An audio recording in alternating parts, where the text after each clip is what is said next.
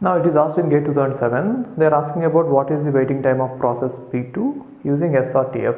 So even though they are asking for only one process, let's do for all the processes. So first thing is, you know that arrival time has to start from 0, fine, and then only one process available as of now, so which is P1, fine. Now don't try to stop process P1 for every 1 unit. See when the next process is going to be available. So if you start P1 at 0, the next process is going to be available at 15. Therefore it is better that you run till 15, then only you check that whether the next one is having remaining shortest burst time or not. So don't stop on waiting for 0, 1 and then 2, 1, 3 like that. Here you need not wait for that, because it is always better that you see when the next process is going to arrive. Next process is going to arrive at 15, therefore you run it till 15 and then maybe you can stop and check, right? So next process is arriving at 15. Now by that time I have executed this for 15 units, therefore what is the remaining time for P1? 5. And now compare it. Now I have two processes available, one is P1, other is P2, and then both the burst times required are one is 5 and other is 25. Therefore we are going to continue with P1.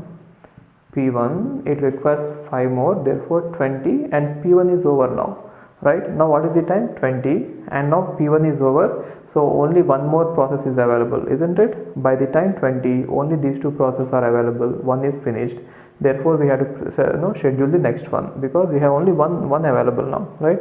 Now it is going to be P2. So watch it. So P2 is going to start at 20, then how long should I run it?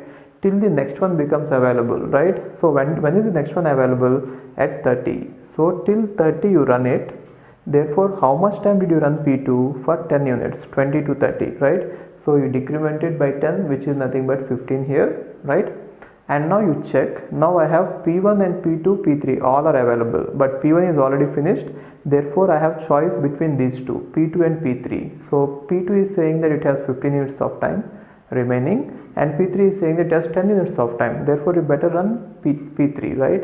Now if I run P3, then what happens is P3 requires only 10 units of time.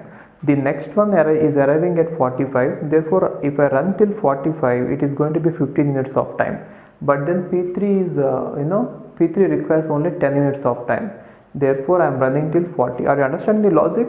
If the process requires less time, I am just running it to completion, otherwise I am just waiting at the arrival time of the next process, therefore I can stop there and decide whether the next process is having less burst time or not. In this case, the next process after P3 is arriving at 45, but then I cannot run P3 for 45 till 45, because it requires only 10. If I go for 45, then I might have to wait for 5, therefore I'll be running till 40. And now I decide which one to schedule. Now what are the various processes available? Only 3, P1, P2 and P3. They have arrived below 40, they have arrival times below 40, and already P1 is over and now P3 is over. So only one thing I have is, out of no choice, I have to run P2, isn't it? Therefore I am going to run P2 only. Fine. How long are you going to run P2? P2 requires 15 units of burst time, right? And now P2 requires 15 units of burst time, but then the next one is going to be available at 45. Therefore I am going to run it till 45, which means 5 units. Therefore the remaining time for P2 is 10, and now I stop and compare. So I have, by this time all are available. P1 is over, P3 is over, now only these two are remaining, and now which one should I choose? P2 itself. Therefore I'll continue using running P2, right? If I run P2, and how much time is remaining for that? 10, therefore 55. So 55 is the completion time for P2, right? And what about next one? P3, P4, right? That is only remaining, therefore P4. How much time does it need? 15. So if I go with 15, it is going to be 70. Got it? So that is how we could finish it off.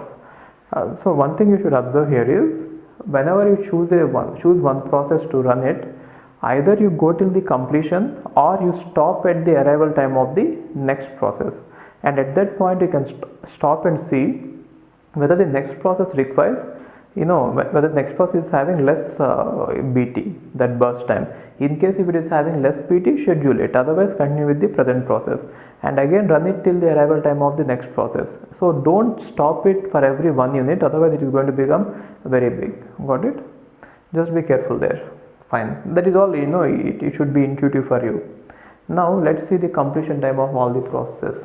Even though they are asking for only P2, you can only write for P2 and then you can find it out, but okay, I want to do everything, or you can just choose it like P2. Let's solve it P2 first. Now P2's completion time is 55, right? And therefore what is the turnaround time of P2? Turnaround time of P2 is completion time minus arrival time, which is nothing but 40, right? And what is the waiting time then? Waiting time is turnaround time minus burst time. Turnaround time is 40 and the burst time is 25, therefore waiting time is 15. This is the answer. Got it? Or if you want to fill it up, you can fill it up. That is up to you. Anyway, just remember that whenever we have a long gap between the arrival times, don't stop the process for every unit. Just stop the process whenever the next process has arrived. Then you just see what you want to do, whether you want to continue with this one or change it, right? Fine. So that is how this one could be answered. Interesting question, right?